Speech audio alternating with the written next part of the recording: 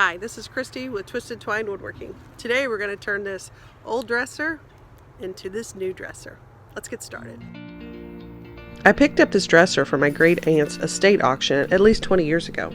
Initially, I used it as a dresser in my daughter's room, but then over the years I transitioned it into other rooms, including the garage, and then ultimately into my shop. Unfortunately, I have to take credit for the prior refinishing of this dresser. That was my paint job, and ultimately, yes, I put that contact paper in there. But now we're going to start all over again, a total refurbish of this chest of drawers. This is the first time I've used citrus strip, and considering the purpose is for it to remove paint off of furniture, keep in mind that it'll also remove paint off of graduation plates, so choose your container wisely. The instructions say that you can start scraping after about 30 minutes of applying the citrus strip gel. Well, do yourself a favor and give it more time. Let it soak in a lot, because I made the mistake of jumping right in and starting to scrape the paint, so I really didn't get the true benefit of even using the gel. I don't even want to think about how many hours I spent sanding, scraping, and trying to remove all the little bits of the old paint. After getting all the paint off, I needed to give it a good sanding. So I like to use the little pencil trick to where then I can see exactly what areas I have sanded or haven't sanded. The one piece that's always been missing on the dresser is the back lip or a backsplash, or I'm not sure, maybe even originally it had a mirror, but I felt like there needed to be that piece added back on.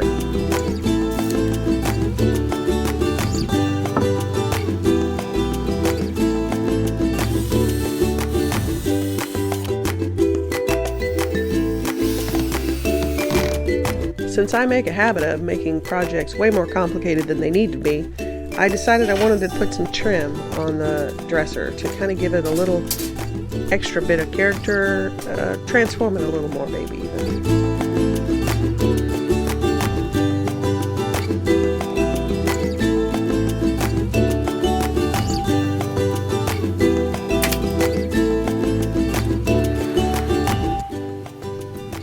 Normally, I'm not too picky about filling the little holes where the brad nails went in, but in this case, since it's right on the very front of the dresser, I figured it was important.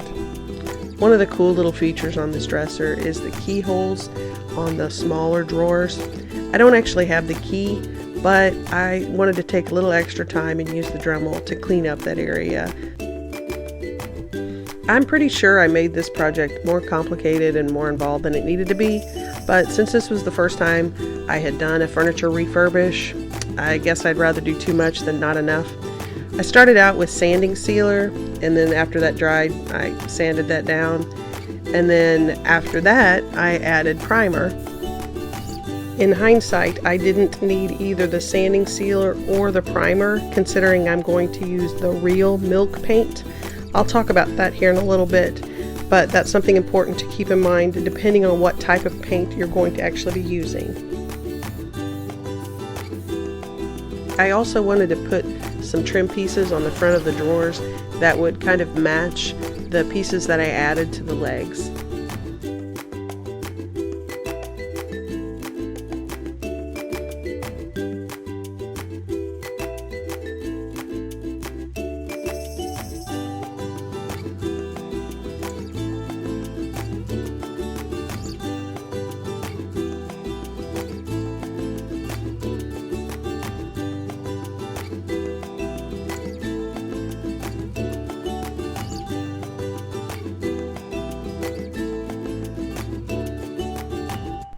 I used painter's acrylic latex caulk to fill in all the cracks and voids in the dresser.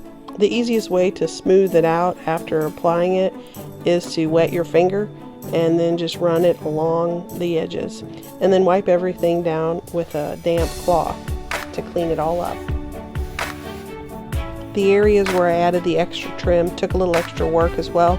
I needed to add some wood filler, then let dry and sand, and then repeat that a few extra times.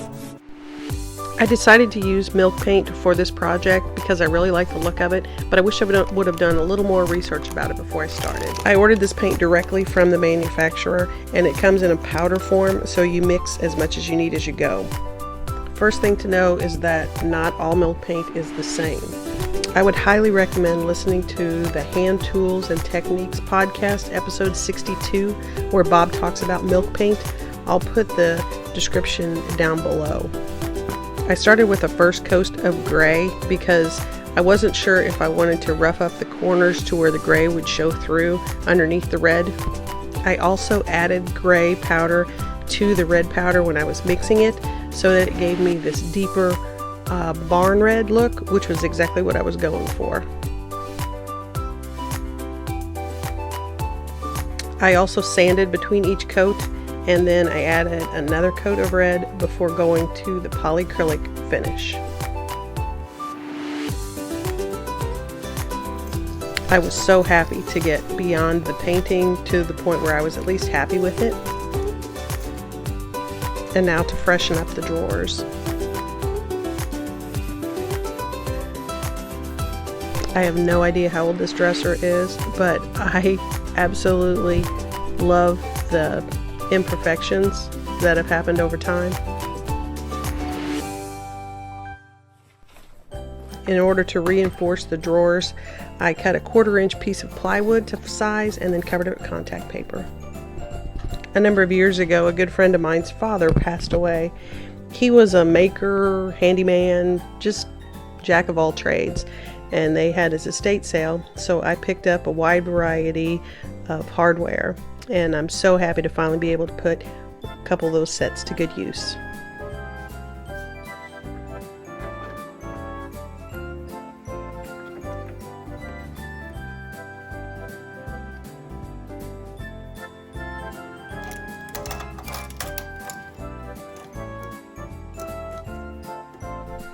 I'm not sure why, but this made me very nervous. I don't know why I felt like this was gonna totally destroy the entire project.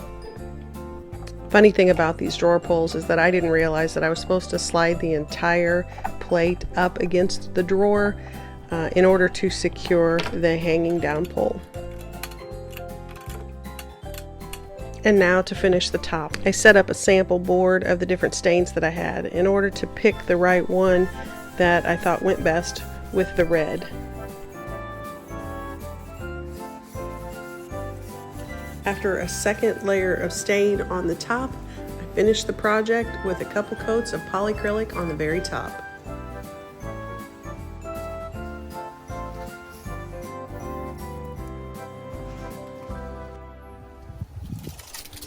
And now a finished project that I was very happy to be able to deliver to my daughter.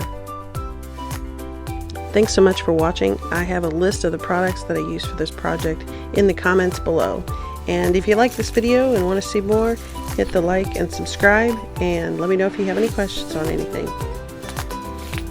And I definitely need to thank my fiance Marvin Park for all his help and guidance and making sure I didn't lose my mind during this project.